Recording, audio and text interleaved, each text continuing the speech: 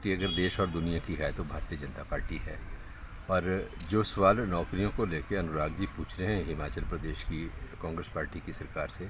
मैं समझता हूं कि नौकरियों के विषय में, रोज़गार के विषय में सवाल जो है वो उनको अपनी जो भारतीय जनता पार्टी की सरकार थी और उसके जो मुखिया थे जयराम ठाकुर, उनसे पूछना चाहिए। उनसे पूछें कि क्यों उनके समय में नौकरियां जो थी वो बिकती रहीं, क्यों जयराम ठाकुर के शासनकाल में पेपर लीक होते रहे, कोई ऐसा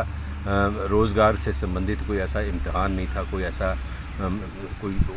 जिसमें इंटरव्यू नहीं था, जिसमें हेरा फेरी नहीं हुई, बेईमानी नहीं हुई। तो सबसे बड़ा युवाओं के साथ धोखा अगर किसी ने किया है तो भारतीय जनता पार्टी ने किया है। मैं अनुराग जी से पूछना चाहता हूँ कि 1.5 लाख के करीब युवा जो हैं वो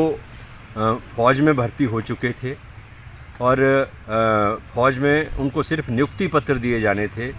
लेकिन मैं ये जानना चाहता हूँ कि क्यों उनकी केंद्रीय सरकार ने वो नियुक्ति पत्र देने के बजाय वो जो फ़ौज में भर्ती हो चुके नौजवान थे उनकी भर्ती रद्द कर दी और उसकी जगह एक युवा विरोधी अग्निपथ योजना वो लेके आए। मैं अनुराग जी जब भी हमीरपुर आते हैं तो अब क्योंकि चुनाव नज़दीक हैं तो ऐसे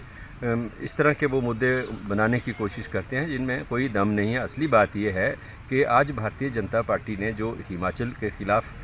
काम किया है वो सारा लोगों के बीच में है। चाहे आपदा के समय में भारतीय जनता पार्टी की भूमिका रही, चाहे भारतीय जनता पार्टी के समय में जो भ्रष्टाचार के मामले हैं, बेईमानी के मामले हैं, धोखाधड़ी के मामले हैं, हेरा फेरी के मामले हैं, अलग अलग तरह के माफियाओं को संरक्षण देने के मामले हैं, ये भारतीय जनता पार्टी के गले की फांस बने हैं और आने वाले समय में चुनावों को लेकर ये मुद्दे बनेंगे। इसलिए मैं समझता हूँ कि अनुराग ठाकुर इस तरह की बयानबाजी करते हैं।